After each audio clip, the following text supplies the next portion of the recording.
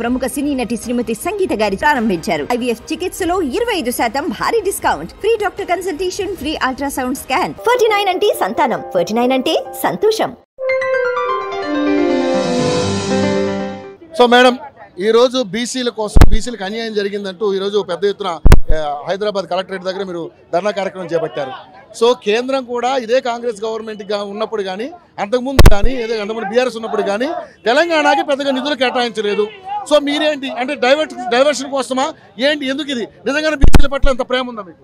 బీసీల పట్ల ప్రేమ ఉంది కాబట్టి మేము ఓబీసీ మోర్చా, మా దాంట్లో ఒక వింగ్ ఉంటుందండి. ఓబీసీ మోర్చా అన్ని కుల సంఘాల వాళ్ళు ఇందులో సభ్యులుగా ఉంటారు. ప్రతి ఒక్క బీసీ ఇందులో సభ్యులుగా ఉంటారు. మా దాంట్లో అందరి పక్షాన మేము ఈరోజు పోరాడుతున్నామండి. బీసీలో ఏ ఒక్క వర్గానికి కూడా వాళ్ళు న్యాయం చేయలేదు, వాళ్ళు ఇచ్చిన హామీలు అమలుపరచలేదు. మత్స్యశాఖ కానివ్వండి, గౌడ కులస్తులకు కానివ్వండి, పద్మశాలీలకు కానివ్వండి, వాళ్ళంతా వాళ్ళ కామారెడ్డిలో బీసీ డిక్లరేషన్ పేరుతోని అబద్ధపు మెట్లు, హామీల మెట్లు వేసుకొని ఆయన గద్దెనెక్కి కూర్చున్నాడు. 100 రోజులలో ఆ హామీలన్నీ అమలుపరుస్తాం అన్నట్టు వాళ్ళు చెప్పిండ్రు. కానీ ఇప్పటి వరకు కూడా ఏ ఒక్క హామీ, ఫ్రీ బస్ తప్ప ఏ ఒక్క హామీ కూడా వాళ్ళు అమలు పరచలేదు.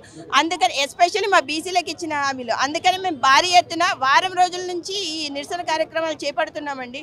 వివిధ జిల్లాలలో ప్రతి ఒక్క తహసీల్దార్కి మేము మా ఓబీసీ మోర్చా తరఫు నుంచి విన్నపం ఇవ్వడం జరిగింది, అమలుపరచమని బీసీ డిక్లరేషన్. కాకుంటే ఇప్పటి వరకు ప్రభుత్వం చెల్లించలేదు. కనుక ఈరోజు మేము హైదరాబాద్ కలెక్టరేట్ ముట్టడికి బీజేపీ ఓబీసీ మోర్చా ఆనంద్ గౌడ్ గారి ఆధ్వర్యంలో మేమందరం కూడా సంసిద్ధమైనము. కలెక్టర్ ఆఫీస్ ముట్టడికి ఇప్పుడైనా ప్రభుత్వం కదిలి వచ్చి వాళ్ళు ఇచ్చిన హామీలు వాళ్ళు నెరవేర్చాలని మేము గట్టిగా డిమాండ్ చేస్తున్నాము.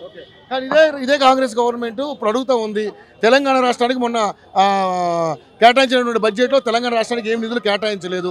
సో వాళ్ళు కూడా ఇచ్చింది గాడిద గుడ్డే అంటున్నారు. మరి మీరు కూడా గాడిద గుడ్డే బీసీలకు ఇచ్చిందని చెప్తా ఉన్నారు. ఎలా చూడుతుంది? వాళ్ళు కేంద్ర ప్రభుత్వం ఇచ్చిన పథకాలని మసిపూసి మారేడుకాయ చేసి దానికి ఒక కాంగ్రెస్ ట్యాగ్ లైన్ పెట్టేసి ఇక్కడ అమలు పరచడానికి ప్రయత్నిస్తున్నారు. గత ప్రభుత్వం కూడా కేంద్రం నుంచి ఎన్ని నిధులు వచ్చినప్పటికీ కూడా అవన్నీ బీసీలకు ఎస్పెషల్లీ వచ్చిన నిధులు అవన్నీ కూడా రాష్ట్ర ప్రభుత్వం అమలు పరుస్తున్నట్టు వాటికి పేర్లు మార్చి అలా చేసి ఇక్కడ అమలు పరచడం జరిగింది. ఇప్పుడు కూడా సేమ్ కాంగ్రెస్ ప్రభుత్వం అదే వైఖరి అవలంబిస్తుంది.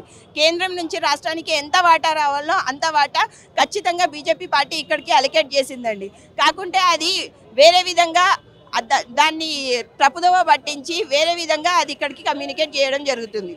ఫైనల్గా ఒకవేళ ప్రభుత్వం దిగిరాకపోతే ఏంటి బీసీల పట్ల మేము ఇట్లానే నిరసనలు తెలియజేస్తూనే ఉంటామండి. ఇంకా ప్రభుత్వం పైన బాగా ఒత్తిడి తెస్తాము మా నిరసనల ద్వారా. Thank you so much.